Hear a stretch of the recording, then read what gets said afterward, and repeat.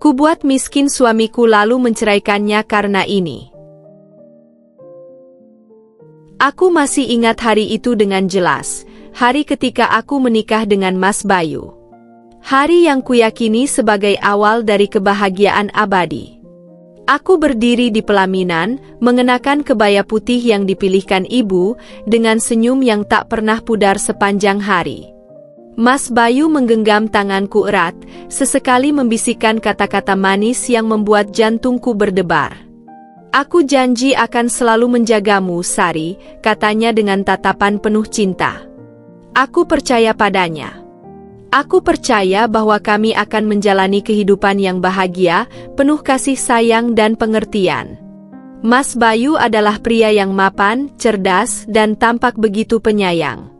Semua orang memuji keberuntunganku menikah dengannya. Aku pun merasa demikian. Tahun pertama pernikahan kami berjalan indah. Aku menikmati setiap momen bersamanya. Bangun pagi untuk menyiapkan sarapan, menunggu dia pulang kerja dengan penuh rindu, hingga menghabiskan akhir pekan dengan berkeliling kota atau sekadar menonton film bersama. Mas Bayu adalah suami yang penuh perhatian, atau setidaknya itulah yang kupikirkan saat itu. Namun, seiring waktu berlalu, segalanya mulai berubah. Awalnya, aku tidak terlalu memperhatikan. Aku pikir wajar jika Mas Bayu mulai lebih sibuk dengan pekerjaannya. Karirnya memang sedang menanjak, dan aku sebagai istri tentu ingin mendukungnya. Aku selalu mencoba memahami saat dia pulang larut malam, bahkan ketika dia sering membawa pekerjaannya ke rumah dan mengabaikanku. Aku lelah, Sari, katanya setiap kali aku mencoba mengajaknya bicara. Bisa nggak jangan ganggu dulu? Ini penting buat masa depan kita. Aku mengangguk dan memilih diam. Aku tak ingin menjadi istri yang menuntut terlalu banyak.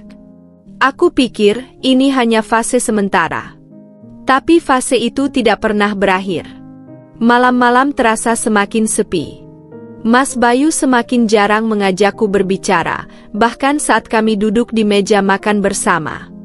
Aku masih menyiapkan makanannya setiap hari, tapi kadang dia hanya menyentuhnya sedikit atau bahkan tidak sama sekali. Ketika aku bertanya apakah dia tidak suka dengan masakanku, dia hanya menjawab singkat, "Nggak lapar." Aku mencoba untuk tidak berpikiran buruk. Aku menyibukkan diri dengan mengurus rumah, memastikan segalanya tetap rapi dan sempurna, berharap dia akan menyadarinya dan kembali memberiku perhatian seperti dulu. Tapi semakin aku berusaha, semakin dia terasa jauh. Ketika kami berbicara, itu hanya seputar kebutuhan rumah tangga.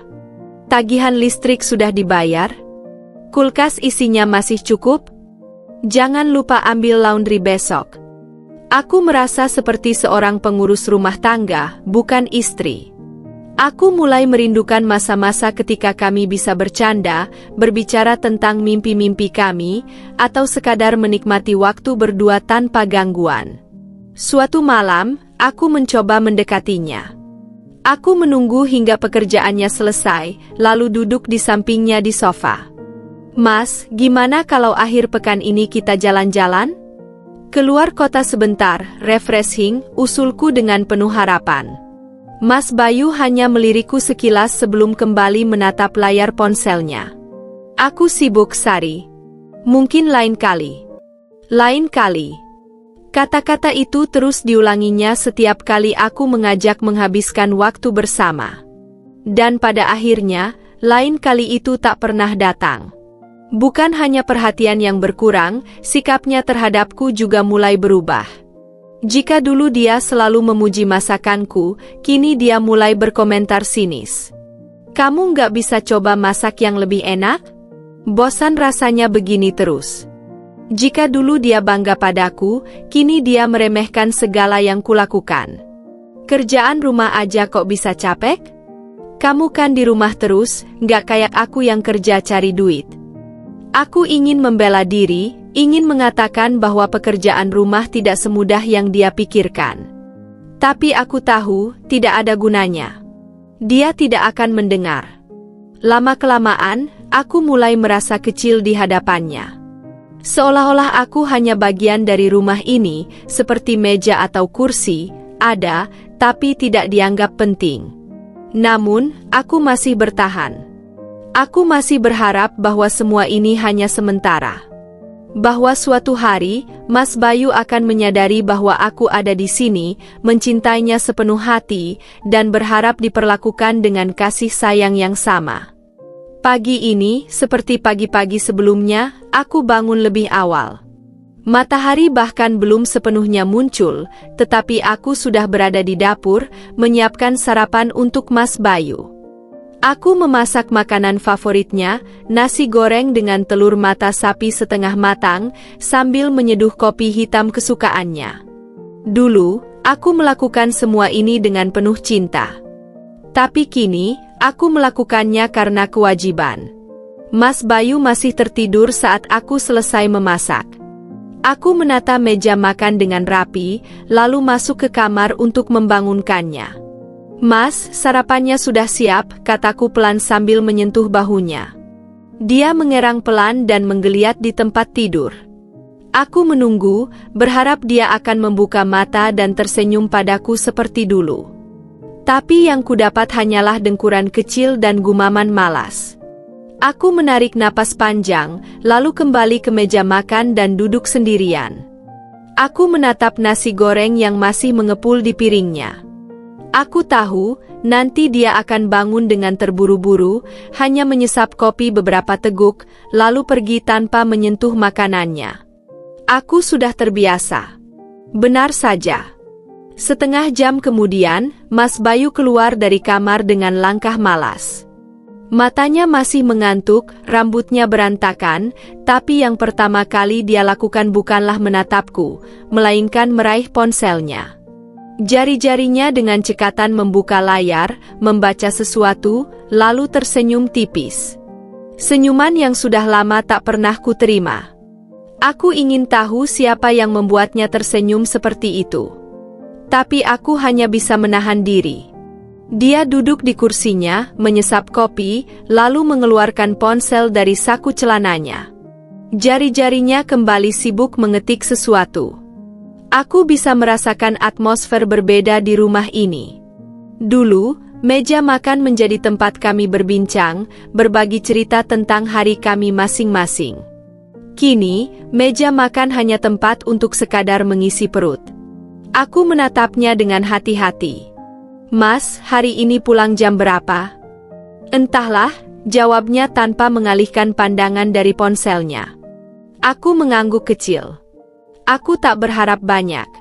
Setelah beberapa teguk kopi, dia berdiri dan meraih tas kerjanya.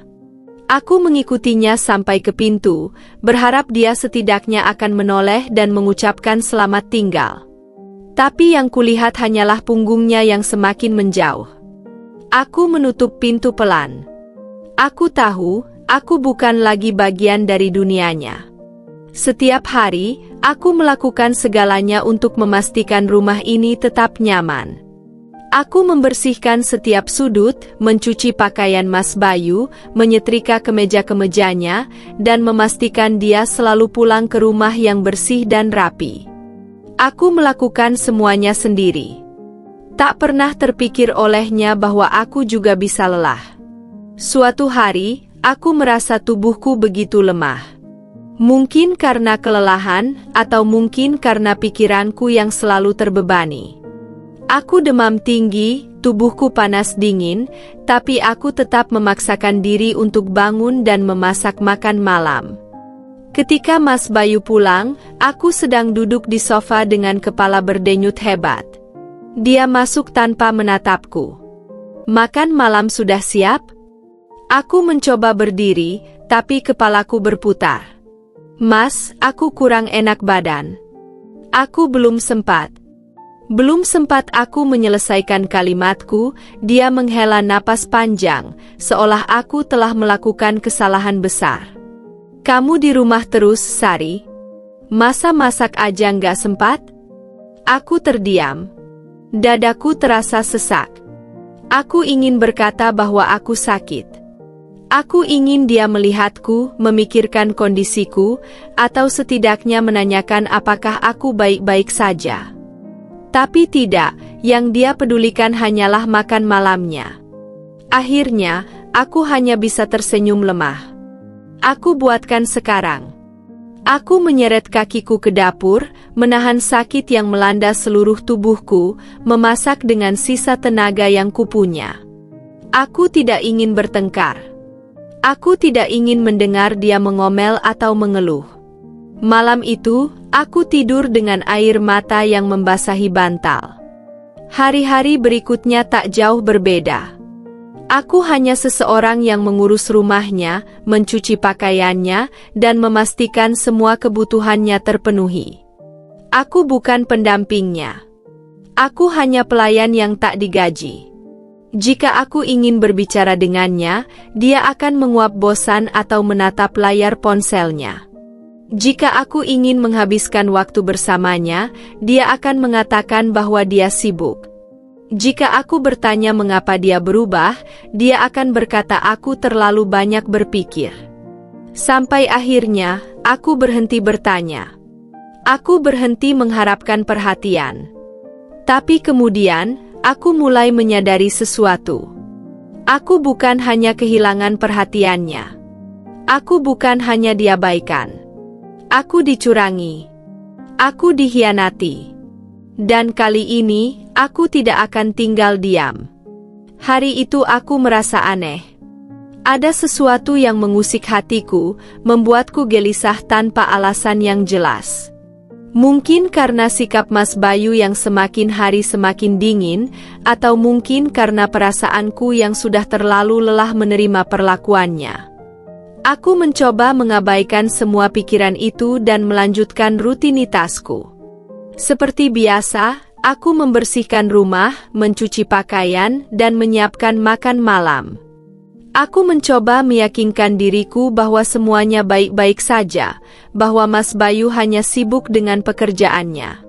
Namun, kebetulan kecil yang kutemukan malam itu mengubah segalanya. Setelah membersihkan ruang tamu, aku memutuskan untuk membersihkan mobil Mas Bayu.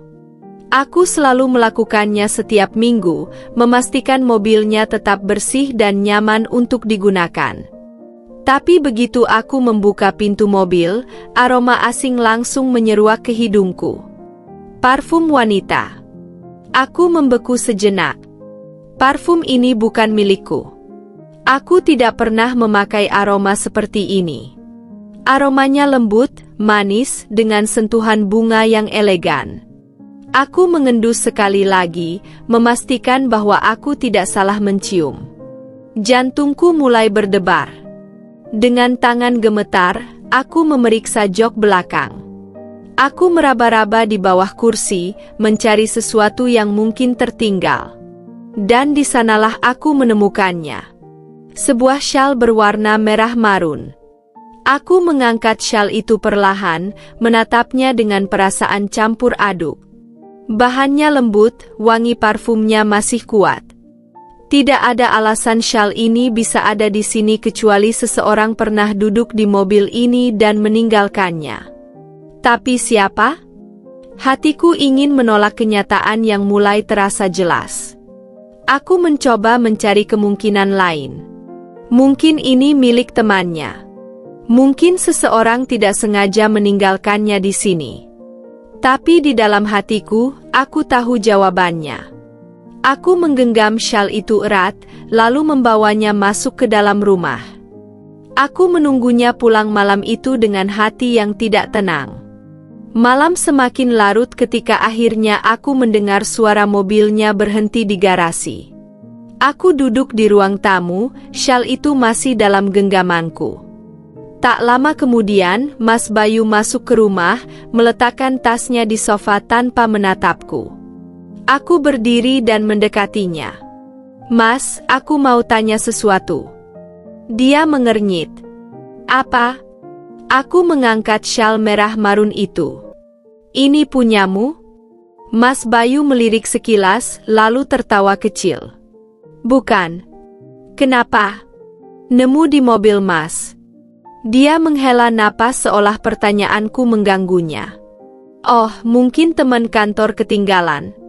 Aku sering nebengin orang, jadi wajar kalau ada barang yang ketinggalan. Aku memperhatikan ekspresinya. Dia terlihat santai, terlalu santai. Tapi sesuatu di dalam diriku berkata lain. Teman kantor yang mana? Tanyaku, mencoba terdengar senormal mungkin. Dia mengangkat bahu. Nggak tahu, aku nggak perhatiin. Bisa siapa aja. Aku diam. Aku ingin mempercayainya. Aku ingin menganggap ini hanya kesalahpahaman. Tapi, firasatku berkata lain. Aku tidak ingin menuduh tanpa bukti. Aku tidak ingin menjadi istri yang paranoid. Jadi, aku hanya tersenyum kecil dan mengangguk. Oke. Aku simpan aja, siapa tahu ada yang nyari. Mas Bayu tidak menanggapinya. Dia hanya berjalan ke kamar, meninggalkanku sendirian di ruang tamu. Aku menatap syal itu sekali lagi, lalu menggenggamnya erat. Mungkin ini hanya awal. Mungkin ada lebih banyak hal yang belum ku tahu. Dan aku akan mencari tahu semuanya. Setelah malam itu, aku mulai memperhatikan Mas Bayu lebih cermat. Aku mencatat perubahan kecil dalam kebiasaannya, hal-hal yang dulu tidak pernah kulihat darinya. Dia mulai lebih sering membawa ponselnya ke kamar mandi. Dulu, dia sering meninggalkan ponselnya di meja atau di sofa. Tapi sekarang, dia tidak pernah melepaskannya. Dia juga sering tersenyum sendiri saat membaca pesan di ponselnya. Suatu malam, aku sengaja terjaga lebih lama. Aku pura-pura tidur di sofa, menunggu saat dia berpikir aku sudah tertidur. Dari sela mataku, aku melihatnya duduk di tepi tempat tidur, layar ponselnya menyala, dan jemarinya dengan cepat mengetik sesuatu. Senyumnya mengembang. Senyum yang sudah lama tak pernah kuterima. Hatiku mencelos. Aku tidak langsung menghadapinya. Aku ingin tahu sejauh mana kebohongan ini berjalan.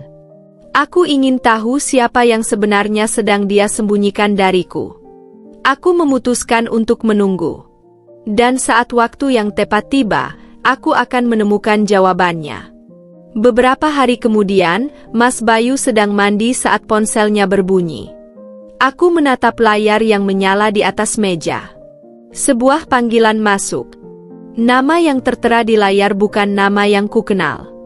Tapi ikon kecil di sebelah nama itu, ikon hati merah, mengatakan lebih banyak daripada yang ingin ku tahu. Dadaku terasa sesak.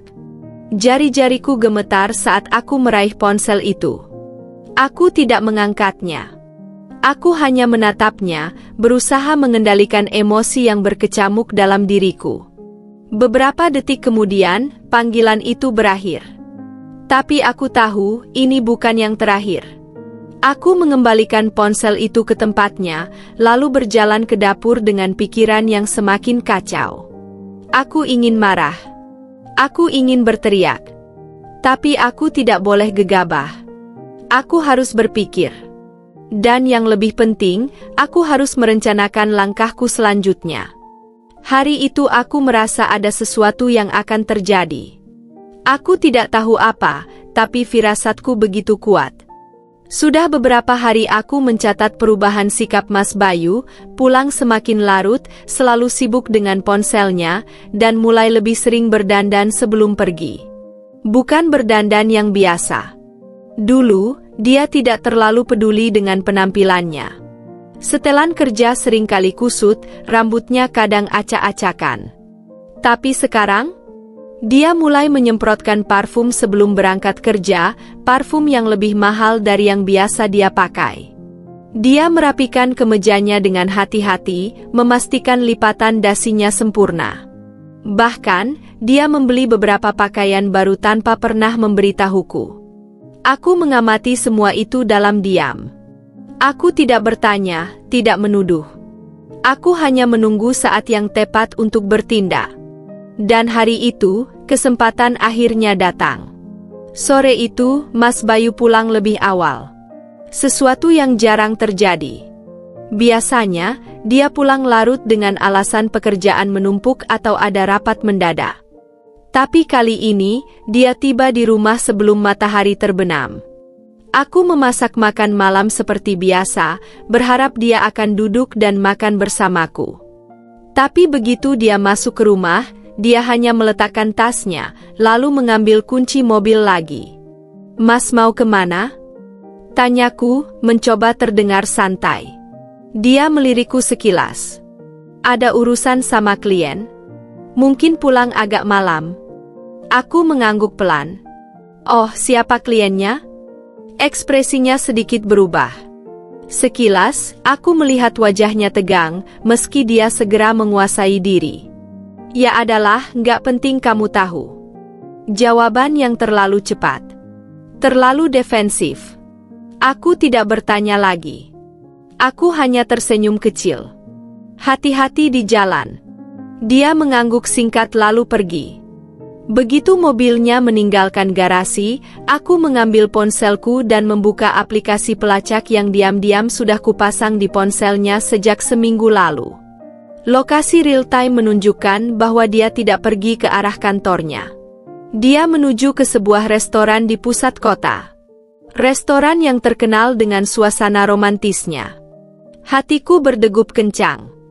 Tanganku gemetar saat aku meraih tas dan mengambil jaket. Aku tidak bisa hanya duduk diam kali ini. Aku harus melihat dengan mataku sendiri. Perjalanan ke restoran itu terasa begitu panjang. Aku hampir tidak bisa bernapas dengan tenang, pikiranku terus berputar dengan kemungkinan-kemungkinan yang menyakitkan. Saat tiba di depan restoran, aku tidak langsung masuk.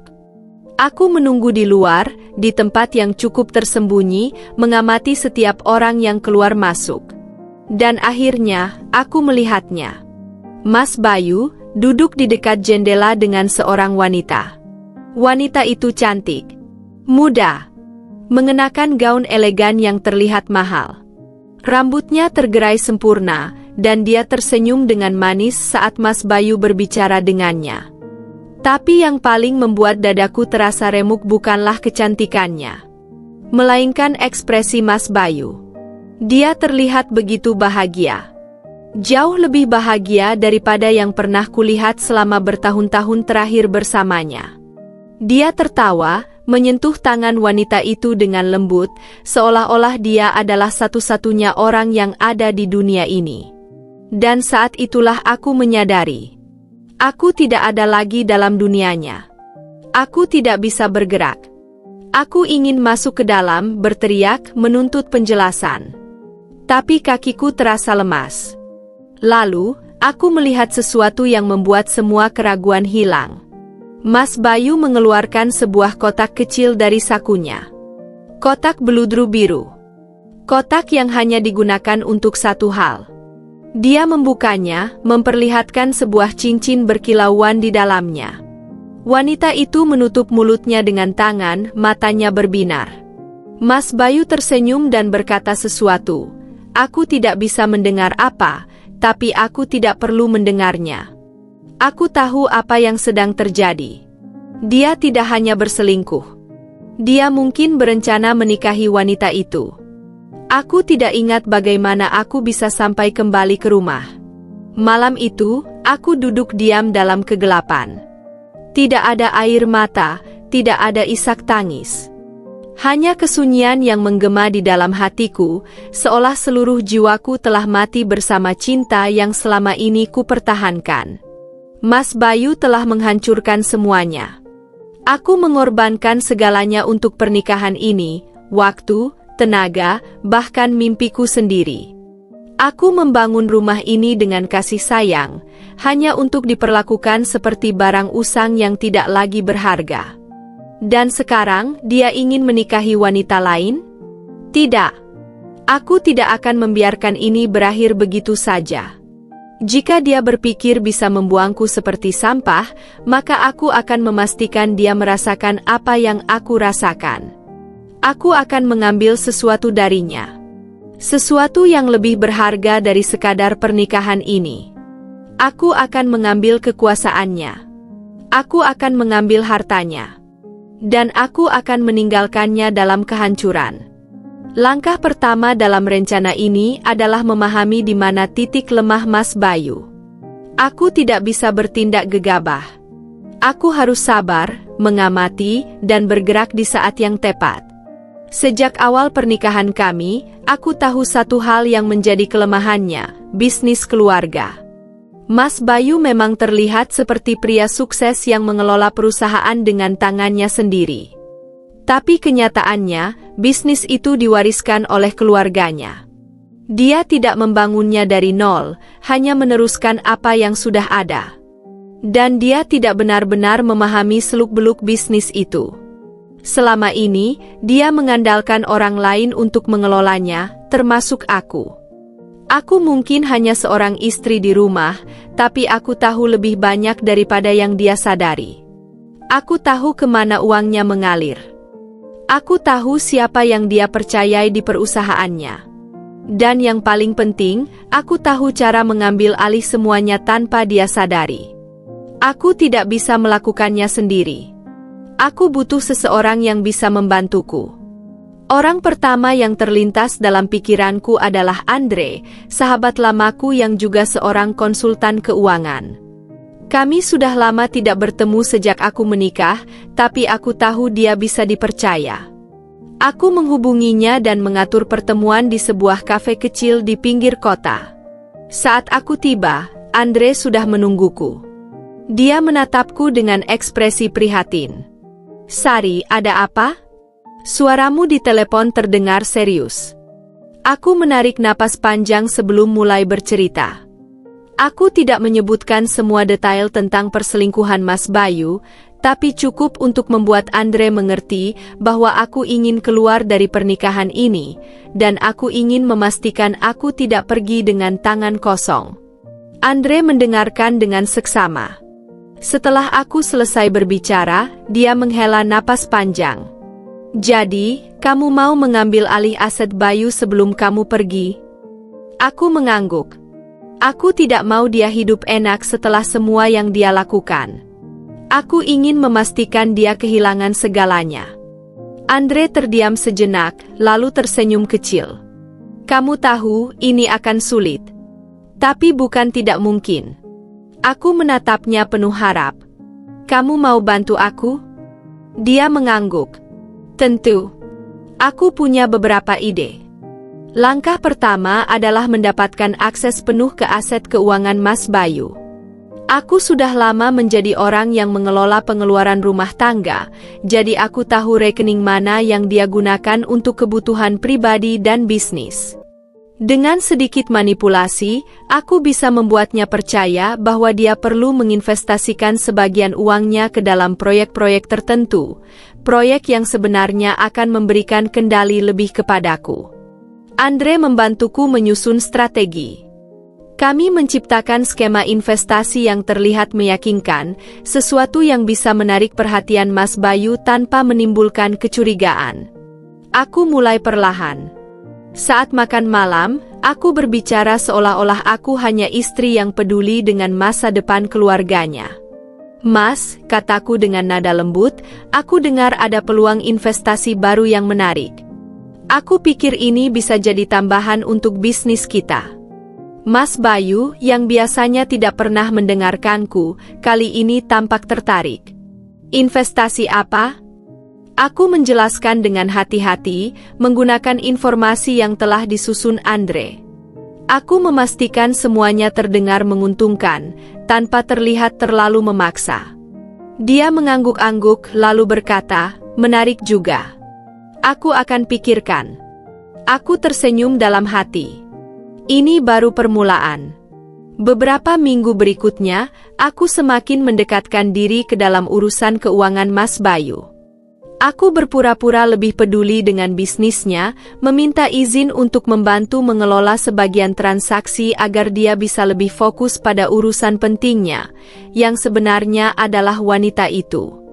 Dia, seperti yang kuduga, dengan senang hati menyerahkan sebagian urusan keuangan kepadaku. Sedikit demi sedikit, aku mulai mengalihkan aset-aset penting ke dalam kendaliku. Aku tidak mengambil semuanya sekaligus, itu akan terlalu mencurigakan. Sebaliknya, aku mengatur agar sebagian besar investasi barunya mengarah kepadaku. Saat dia sibuk dengan perselingkuhannya, aku sibuk membangun jalanku keluar dari pernikahan ini. Aku tidak lagi istri yang pasrah.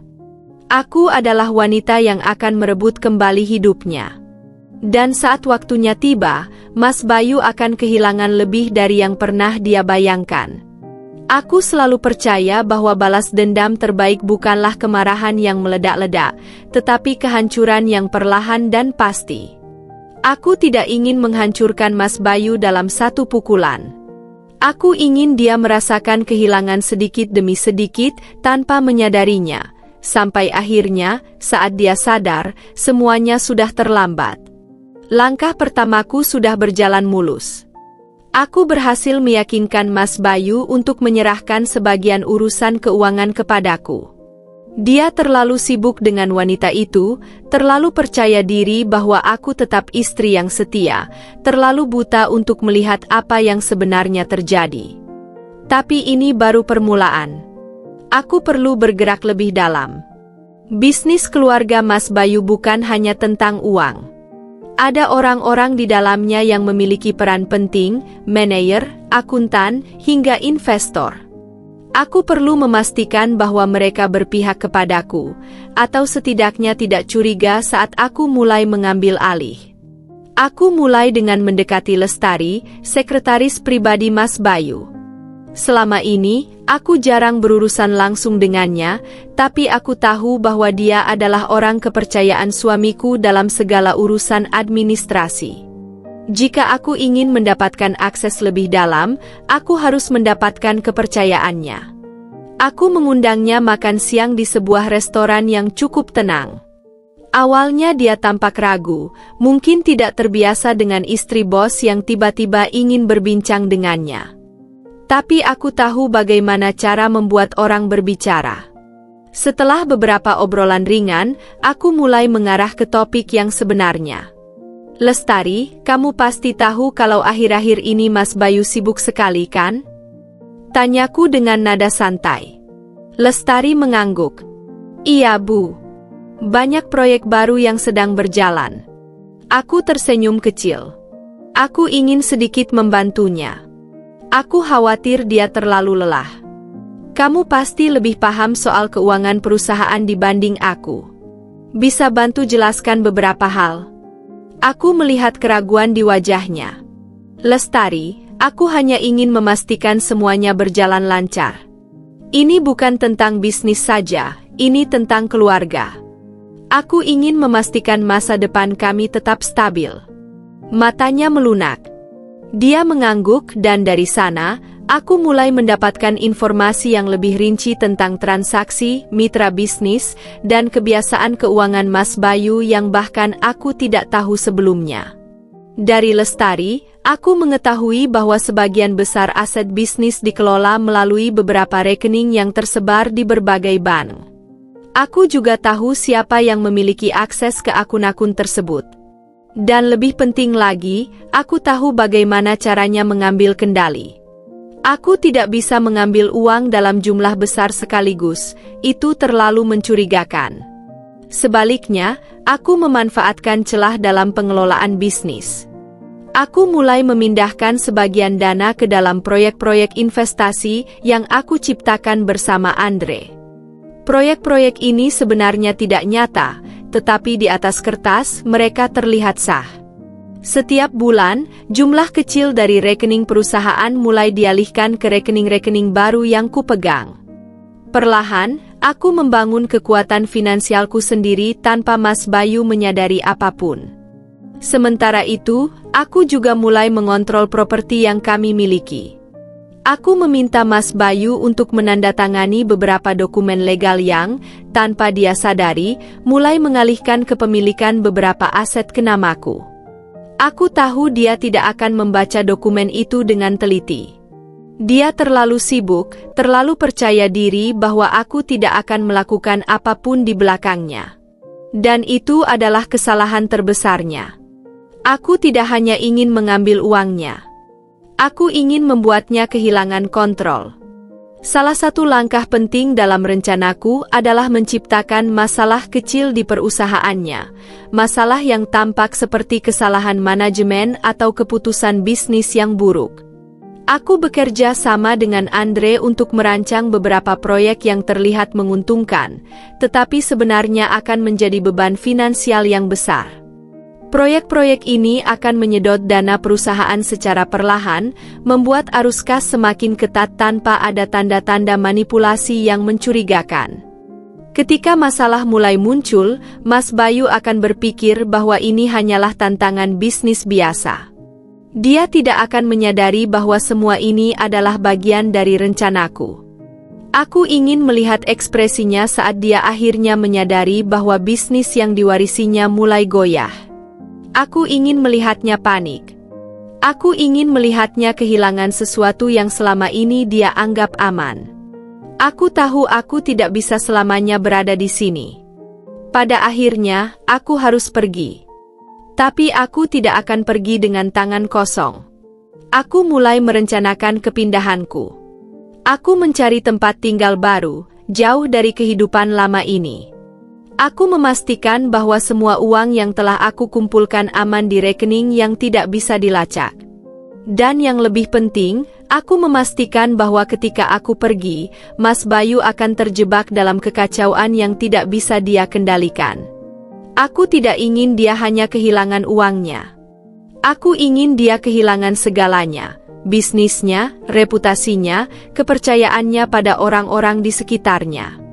Dan saat itu terjadi, aku akan berdiri di kejauhan, melihatnya hancur tanpa perlu mengotori tanganku lebih jauh. Setiap hari yang berlalu membawa Mas Bayu semakin dekat ke jurang kehancurannya. Dia masih sibuk dengan wanita itu, masih percaya bahwa hidupnya berjalan dengan baik. Tapi dia tidak tahu bahwa benih kehancuran sudah kutanam di sekelilingnya. Aku hanya perlu menunggu sedikit lebih lama. Dan ketika saatnya tiba, aku akan meninggalkan rumah ini, bukan sebagai wanita yang ditinggalkan, tapi sebagai wanita yang akhirnya mengambil kendali atas hidupnya sendiri. Waktu adalah sekutu terbaikku. Aku tidak perlu tergesa-gesa, tidak perlu terburu-buru. Aku menikmati setiap langkah dalam rencana ini, memastikan setiap potongan jatuh pada tempatnya tanpa ada yang mencurigai apapun. Mas Bayu masih sibuk dengan dunianya sendiri. Dia semakin jarang pulang ke rumah, semakin sibuk dengan urusan yang tidak lagi melibatkanku. Aku bukan lagi bagian dari hidupnya, dan itu memberiku kebebasan untuk bergerak tanpa gangguan. Dia pikir aku masih istri yang setia. Dia pikir aku masih wanita yang dulu dia remehkan. Tapi dia salah. Dan sekarang, aku siap melihat kerajaan kecilnya mulai runtuh. Semua bisnis memiliki titik rapuh. Tidak ada usaha yang benar-benar tak tergoyahkan, terutama jika pemiliknya lalai. Dan Mas Bayu, dengan kesombongan serta kebutaannya terhadap apa yang terjadi di sekitarnya, tidak pernah melihat tanda-tanda kehancuran yang mulai muncul. Dan saat masalah pertama muncul, aku bisa melihat kepanikan kecil mulai tumbuh di mata Mas Bayu. Kenapa arus kas kita tiba-tiba ketat? Tanyanya suatu malam saat akhirnya dia pulang ke rumah. Aku mengangkat bahu seolah tidak tahu apa-apa. Mungkin karena banyaknya proyek baru yang Mas jalankan? Bisa jadi hanya masa transisi sebelum keuntungan mulai masuk. Dia mengerutkan kening. Tapi biasanya tidak separah ini. Aku harus bicara dengan bagian keuangan besok. Aku hanya tersenyum tipis. Masih bisa ditangani, kan? Dia mengangguk, meskipun ada keraguan di matanya. Salah satu hal yang paling aku nikmati dari semua ini adalah bagaimana Mas Bayu mulai meragukan orang-orang di sekitarnya. Ketika masalah keuangan semakin memburuk, dia mulai menyalahkan timnya sendiri. Suatu malam, aku melihatnya berbicara dengan nada tinggi di telepon, berteriak kepada seseorang yang, aku yakin, adalah salah satu manajer keuangannya. Apa maksudmu ada dana yang tidak bisa ditelusuri? Suara Mas Bayu penuh amarah. Kalian selama ini kerja apa? Aku menahan senyum. Dia mulai panik. Dia mulai kehilangan kendali. Dan yang terbaik dari semuanya, dia masih belum curiga kepadaku. Baginya, aku masih istri yang diam di rumah, tidak tahu apa-apa soal bisnis. Dia tidak pernah menganggapku sebagai ancaman. Itu kesalahan terbesarnya. Seminggu kemudian, masalahnya semakin membesar. Salah satu proyek utama yang diinvestasikan Mas Bayu tiba-tiba mengalami kerugian besar. Klien menarik diri, investor mulai ragu, dan arus kas semakin ketat. Aku bisa melihat bagaimana kelelahan mulai menggerogoti wajahnya. Dia pulang lebih awal, untuk pertama kalinya dalam beberapa bulan terakhir, dan langsung duduk di sofa dengan wajah penuh tekanan. Ada masalah? Tanyaku dengan nada lembut. Dia mendesah panjang. Aku nggak ngerti, Sari. Rasanya semua mulai berantakan. Aku berjalan mendekatinya, berpura-pura prihatin. Mungkin ini hanya fase sulit. Bisnis memang ada naik turunnya kan? Dia menggeleng. Ini lebih dari sekadar turun. Aku merasa seperti ada sesuatu yang terjadi di belakangku. Aku menahan napas. Apakah dia mulai curiga? Tapi kemudian dia melanjutkan, aku pikir seseorang di dalam perusahaan mencoba menjatuhkanku. Aku hampir tertawa. Dia sibuk mencari pengkhianat di tempat yang salah.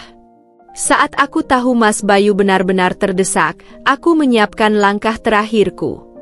Aku tidak hanya ingin meninggalkannya saat dia mulai kehilangan bisnisnya. Aku ingin memastikan bahwa saat aku pergi, dia tidak punya apa-apa lagi. Aku diam-diam mengurus dokumen perceraian. Aku sudah menyiapkan semuanya, termasuk bukti-bukti yang menunjukkan bahwa sebagian besar aset bisnis kini ada di bawah namaku. Aku juga tahu tentang wanita itu. Aku tahu Mas Bayu masih berselingkuh dengannya. Dan aku tahu betapa dia sangat mencintai wanita itu, cukup untuk mempertaruhkan segalanya demi bersamanya. Jadi, aku memanfaatkan itu. Aku memastikan wanita itu mengetahui kondisi keuangan Mas Bayu yang semakin memburuk. Aku memastikan dia tahu bahwa pria yang selama ini dia anggap kaya raya sebenarnya sedang diambang kehancuran.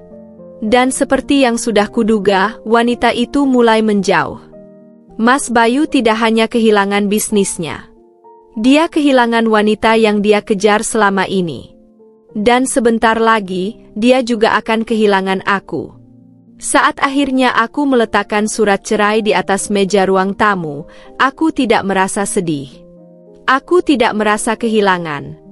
Aku hanya merasa bebas. Mas Bayu menatap surat itu dengan mata terbelalak. Apa ini, Sari? Aku menatapnya dengan tenang. Surat cerai. Dia menggeleng, masih tidak percaya. Kamu nggak bisa melakukan ini. Kita bisa menyelesaikan ini semua. Aku tertawa pelan. Menyelesaikan apa? Rumah tangga yang sudah mati? Cinta yang sudah kamu bagi dengan wanita lain? Dia terdiam. Aku melangkah mendekat dan menatapnya tepat di matanya. Kamu tahu apa yang paling menyakitkan, Mas? Bukan karena kamu berselingkuh. Bukan karena kamu mengabaikanku selama ini. Aku tersenyum dingin. Yang paling menyakitkan adalah kamu berpikir aku akan tetap diam dan menerima semuanya begitu saja. Aku mengambil tas dan berjalan ke pintu. Sebelum pergi, aku menoleh sekali lagi. Selamat menikmati kehancuranmu, Mas Bayu. Dan dengan itu, aku melangkah keluar dari kehidupan yang selama ini mengurungku. Aku tidak lagi wanita yang ditinggalkan. Aku adalah wanita yang akhirnya mengambil kendali. Aku berjalan keluar dari rumah itu tanpa menoleh ke belakang. Tidak ada keraguan, tidak ada rasa bersalah. Hanya ada kebebasan yang terasa lebih manis dari apapun yang pernah kurasakan sebelumnya. Langkahku ringan saat meninggalkan rumah yang dulu menjadi penjara bagiku. Aku tidak peduli bagaimana ekspresi Mas Bayu saat membaca surat cerai itu, atau bagaimana dia akan menghadapi kehancuran yang kutinggalkan. Itu bukan urusanku lagi. Yang penting, aku sudah keluar. Dan aku tidak akan kembali. Malam itu, aku menginap di hotel mewah yang sudah kupesan sebelumnya. Aku duduk di balkon, memandangi lampu-lampu kota yang berkilauan. Sejenak, aku membiarkan diriku mengingat semua yang telah kulalui. Bagaimana dulu aku masuk ke dalam pernikahan ini dengan harapan dan cinta yang tulus. Bagaimana aku bertahan bertahun-tahun sebagai istri yang hanya dianggap sebagai pelayan. Bagaimana aku menyaksikan suamiku berselingkuh dan merendahkanku, sementara aku menelan sakit hati itu sendirian. Tapi semua itu sudah berlalu. Aku bukan lagi wanita yang sama. Aku sudah berubah. Aku sudah menang. Mulai sekarang, hidupku adalah milikku sendiri. Aku tidak hanya pergi dengan hati yang kosong. Aku sudah memastikan bahwa masa depanku aman. Uang yang telah kukumpulkan selama ini tersimpan rapi dalam beberapa rekening yang hanya aku yang tahu aksesnya. Properti yang dulunya atas nama Mas Bayu, kini telah menjadi milikku. Aku tidak perlu khawatir tentang keuangan. Aku bisa memulai hidup baru tanpa harus bergantung pada siapapun. Tapi ini bukan hanya soal uang. Ini tentang kebebasan. Aku ingin hidup dengan caraku sendiri. Aku ingin merasakan bagaimana rasanya bangun di pagi hari tanpa harus takut diremehkan atau diabaikan. Aku ingin menikmati hidup. Dan untuk pertama kalinya dalam waktu yang sangat lama, aku bisa melakukannya. Keesokan harinya, aku bertemu dengan Andre di sebuah restoran eksklusif. Dia sudah duduk di sudut ruangan dengan segelas kopi di tangannya, menatapku dengan senyum yang penuh arti. "Jadi, semuanya sudah selesai?" Tanyanya begitu aku duduk di hadapannya. Aku mengangguk. "Sudah. Aku meninggalkan surat cerai tadi malam. Aku yakin sekarang Mas Bayu sedang kebingungan menghadapi semua ini." Andre tertawa kecil. Aku ingin sekali melihat ekspresinya. Aku ikut tersenyum, tetapi kemudian menarik napas dalam-dalam. "Apa yang akan kamu lakukan sekarang?" Andre bertanya, matanya penuh rasa ingin tahu. Aku menatapnya sejenak. Sejujurnya, aku belum benar-benar memikirkan langkah selanjutnya. "Aku ingin hidup dengan tenang," jawabku akhirnya. "Aku ingin menikmati kebebasan yang sudah susah payah kudapatkan." Andre mengangguk pelan. "Kalau begitu, mungkin aku bisa membantumu." Aku mengangkat alis. "Maksudmu?" Dia bersandar ke kursinya, menatapku dengan tatapan penuh keyakinan. "Kita bisa memulai sesuatu bersama. Bisnis yang benar-benar kita kendalikan, tanpa ada orang seperti Bayu yang meremehkan kita." Aku berpikir sejenak. Aku tahu bahwa aku tidak ingin kembali ke kehidupan yang sama.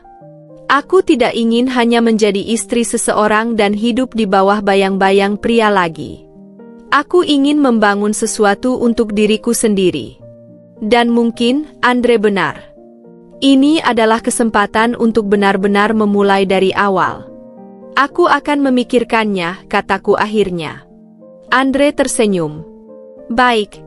Apapun keputusanmu, aku akan mendukungmu." Beberapa hari kemudian, aku mendapat pesan dari nomor yang tidak kukenal. "Sari, kita perlu bicara." "Aku mohon." Aku tahu itu dari Mas Bayu.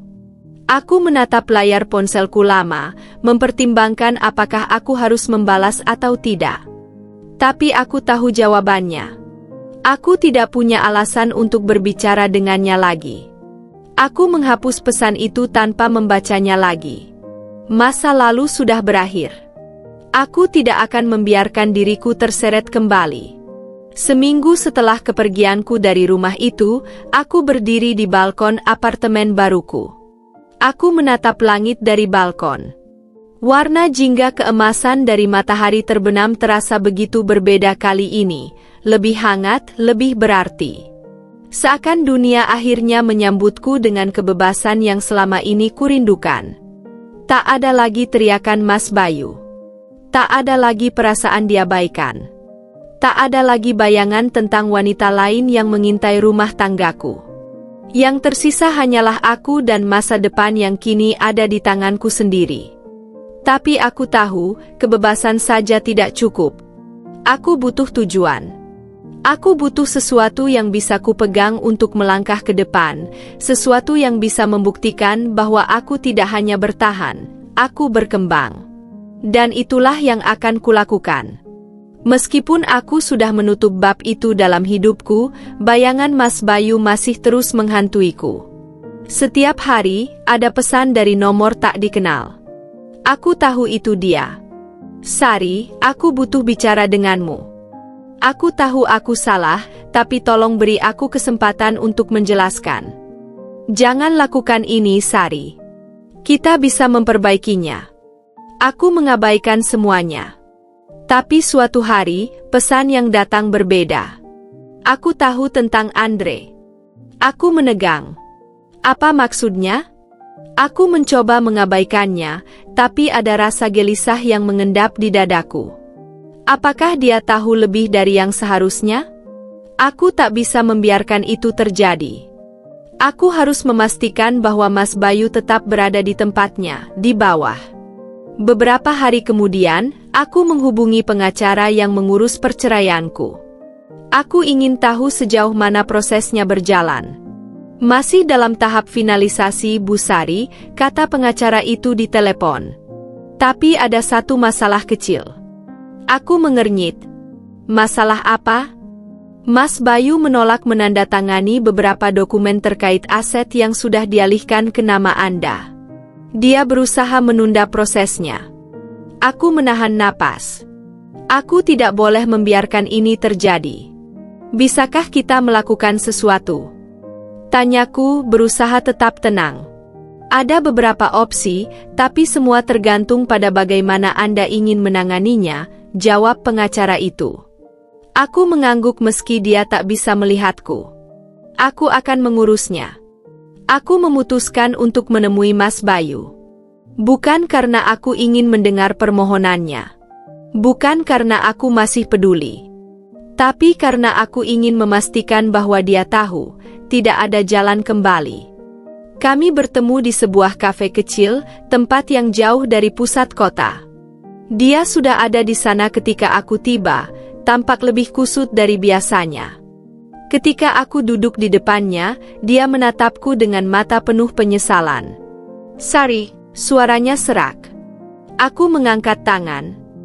Langsung saja. Apa yang kamu inginkan? Dia menghela napas. Aku hanya ingin bicara. Aku ingin tahu, kenapa kamu melakukan ini? Aku menatapnya tajam. Kenapa aku melakukan ini? Mas masih bertanya? Dia terdiam. Aku melipat tangan di atas meja. Mas menghancurkan pernikahan kita jauh sebelum aku pergi. Aku hanya memastikan bahwa aku tidak pergi dengan tangan kosong. Dia menunduk. Aku memang salah. Tapi Sari, apa kamu benar-benar harus menghancurkan semuanya? Aku tersenyum tipis. Aku tidak menghancurkan apapun. Mas yang menghancurkan diri sendiri. Dia menghela napas panjang. Jadi ini benar-benar akhir. Aku menatapnya dalam. Sudah berakhir sejak lama, Mas. Aku hanya memastikan bahwa kali ini, aku yang keluar sebagai pemenang. Dia tidak menjawab. Aku bangkit dari kursiku, menatapnya untuk terakhir kalinya. Jangan coba-coba menghalangi proses perceraian, kataku.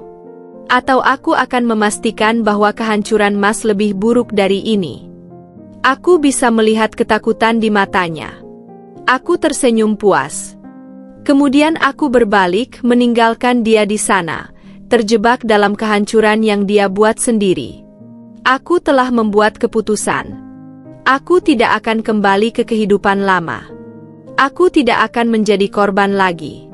Aku akan membangun sesuatu yang baru, sesuatu yang benar-benar milikku. Dan untuk pertama kalinya, aku merasa siap. Aku tersenyum. Masa depanku baru saja dimulai. 2 hari setelah pertemuanku dengan Mas Bayu, aku kembali menemui Andre. Kali ini, bukan hanya untuk mendengarkan idenya, tetapi untuk benar-benar memulainya. "Kamu sudah memutuskan?" tanya Andre sambil menyesap espressonya. Aku mengangguk. "Kita mulai bisnis ini.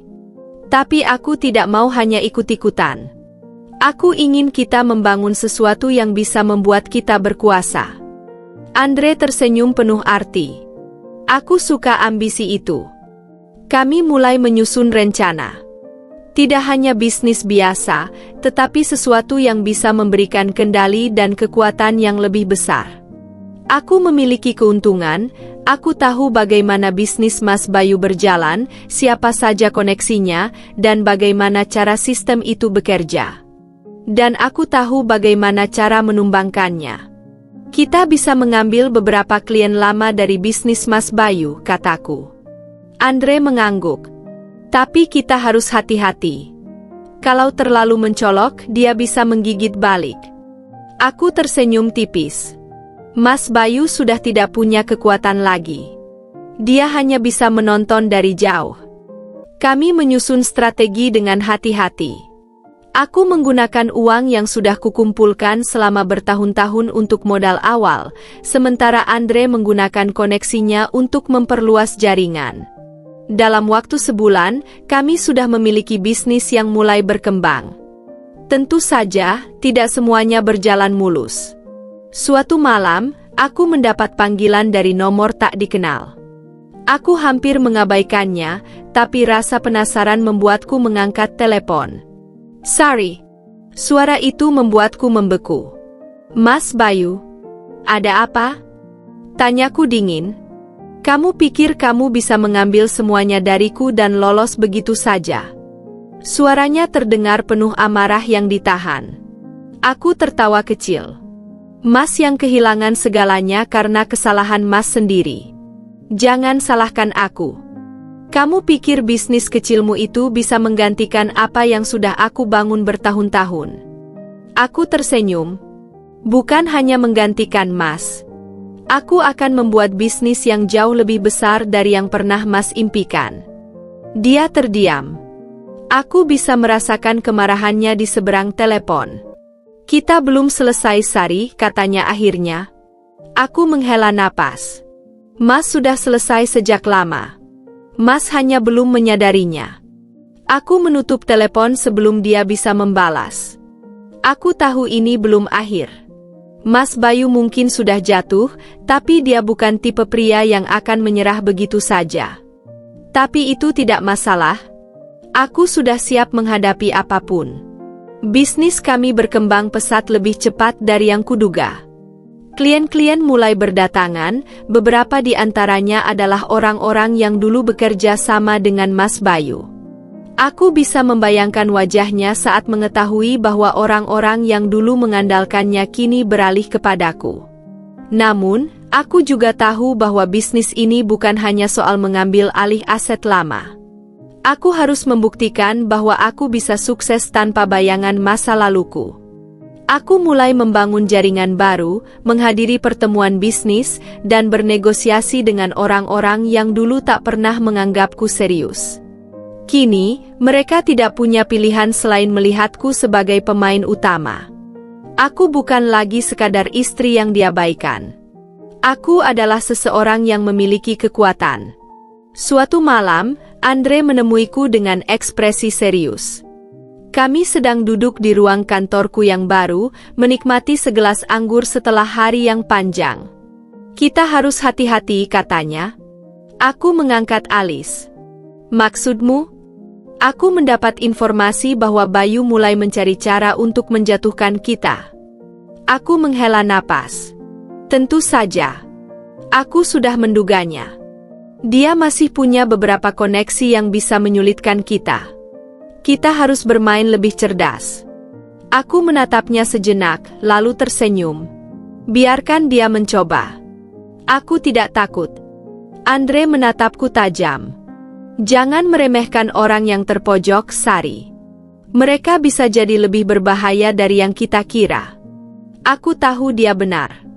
Tapi aku juga tahu satu hal, aku tidak akan pernah membiarkan Mas Bayu menang lagi. Dalam beberapa bulan, bisnis kami semakin kuat. Aku telah membuktikan bahwa aku bisa berdiri sendiri, bahwa aku bisa membangun sesuatu yang lebih besar dari yang pernah kumiliki sebelumnya. Mas Bayu mungkin masih mencoba menghalangiku, tapi dia sudah kehilangan segalanya. Aku kini adalah orang yang memegang kendali. Aku tersenyum puas. Masa lalu mungkin masih berusaha mengejarku, tapi aku tidak akan membiarkannya menang. Aku akan terus maju. Dan kali ini, aku yang berkuasa. Aku tahu ini akan terjadi cepat atau lambat. Mas Bayu bukan tipe pria yang bisa menerima kekalahan dengan tenang. Aku sudah mengambil segalanya darinya, hartanya, bisnisnya, reputasinya. Tapi dia masih memiliki satu hal yang membuatnya berbahaya, harga diri yang terluka. Dan pria seperti dia tidak akan tinggal diam. Pagi itu, aku sedang berada di kantor baruku ketika salah satu asistenku masuk dengan wajah tegang. Bu Sari, kami baru saja menerima kabar. Ada beberapa klien yang membatalkan kontrak mereka dengan kita. Aku mengernyit. Siapa saja? Dia menyerahkan daftar nama-nama perusahaan yang menarik diri. Aku mengenali beberapa di antaranya sebagai klien lama Mas Bayu, orang-orang yang dulu berbisnis dengannya sebelum beralih kepadaku. Aku tersenyum kecil. Dia mulai bergerak, gumamku. Andre yang duduk di seberang meja langsung memperhatikan. Apa maksudmu? Aku meletakkan daftar itu di atas meja. Mas Bayu pasti yang ada di balik ini. Dia mencoba menarik kembali orang-orang yang dulu bekerja dengannya. Andre menyandarkan punggungnya. Kuduga dia akan mencoba sesuatu, tapi aku tidak menyangka secepat ini. Aku menatapnya tajam. Kita tidak akan tinggal diam. Kami segera bergerak. Aku mulai menghubungi beberapa klien yang membatalkan kontrak dan meminta pertemuan langsung. Sebagian dari mereka mengakui bahwa mereka mendapat tekanan untuk memutuskan hubungan dengan bisnis kami. Beberapa lainnya menghindari pembicaraan dan hanya memberikan alasan klise tentang perubahan strategi perusahaan. Mas Bayu jelas tidak bermain bersih. Aku sudah menyelidiki, kata Andre setelah 2 hari bekerja tanpa henti. Dia menggunakan beberapa orang dalam di perusahaan-perusahaan itu untuk mempengaruhi keputusan mereka. Beberapa di antaranya mungkin diancam, yang lainnya diberi tawaran lebih menggiurkan. Aku tersenyum sinis. Dia pikir ini bisa menghancurkanku. Andre mengangkat bahu. Dia mungkin hanya ingin membuatmu panik. Aku tidak akan panik. Aku tahu satu hal, perang bisnis bukan hanya tentang uang. Ini juga soal strategi dan kekuatan mental. Dan aku sudah belajar dari yang terbaik. Aku mulai menyusun langkah berikutnya. Aku bertemu langsung dengan para pemimpin perusahaan yang tersisa dan memastikan bahwa mereka tahu siapa yang lebih bisa mereka percayai. Aku menawarkan kontrak yang lebih stabil, peluang yang lebih menjanjikan, dan yang paling penting, rasa aman dari ancaman orang seperti Mas Bayu. Tidak butuh waktu lama sebelum beberapa klien yang sempat ragu mulai kembali berpihak padaku. Tapi aku tidak hanya ingin mempertahankan bisnis yang sudah ada. Aku ingin menghancurkan Mas Bayu sepenuhnya. Aku menghubungi beberapa kenalanku di media dan mulai menyebarkan cerita tentang bagaimana bisnis Mas Bayu dulu dijalankan, tentang kebiasaan kotornya, bagaimana dia mempermainkan karyawan dan kliennya. Aku memastikan bahwa citranya semakin buruk di mata publik dan dunia bisnis. Jika dia ingin bermain kotor, aku akan bermain lebih cerdas. Tak butuh waktu lama sebelum Mas Bayu akhirnya menyerang secara langsung. Malam itu, aku menerima panggilan dari nomor tak dikenal. Aku tahu itu dia. Aku tak menyangka kau bisa sekejam ini, Sari, suaranya terdengar penuh kemarahan. Aku tersenyum tipis. Aku hanya belajar dari yang terbaik, Mas. Dia terdiam sejenak, lalu tertawa kecil. Kau pikir kau sudah menang? Aku tahu aku sudah menang. Tunggu saja, Sari. Aku tidak akan jatuh semudah itu. Aku menghela napas. Mas, aku sudah memberimu banyak kesempatan untuk pergi dengan damai. Tapi kalau Mas masih ingin bertarung, jangan salahkan aku kalau Mas tidak bisa bangkit lagi setelah ini. Dia tidak menjawab, hanya menghela napas panjang sebelum menutup telepon. Aku tahu ini belum berakhir. Tapi aku juga tahu bahwa aku tidak akan mundur. Aku sudah terlalu jauh untuk kembali. Beberapa minggu berikutnya menjadi perang dingin antara aku dan Mas Bayu. Dia mencoba menyerang dari berbagai sisi, menggunakan koneksi lama, menyebarkan rumor buruk tentangku, bahkan mencoba menekan beberapa orang kepercayaanku. Tapi aku sudah mengantisipasi semuanya. Setiap langkah yang dia ambil, aku sudah menyiapkan langkah balasannya. Setiap serangannya, aku hadapi dengan strategi yang lebih cerdas. Hingga akhirnya, aku mendapat kabar dari salah satu informanku. Mas Bayu sudah kehilangan sebagian besar pendukungnya. Bahkan beberapa orang yang dulu dekat dengannya mulai menjauh. Aku tersenyum puas. Aku tahu ini adalah akhir dari permainan. Suatu pagi, aku menerima email dari seorang rekan bisnis. Perusahaan Mas Bayu sudah berada di ambang kebangkrutan.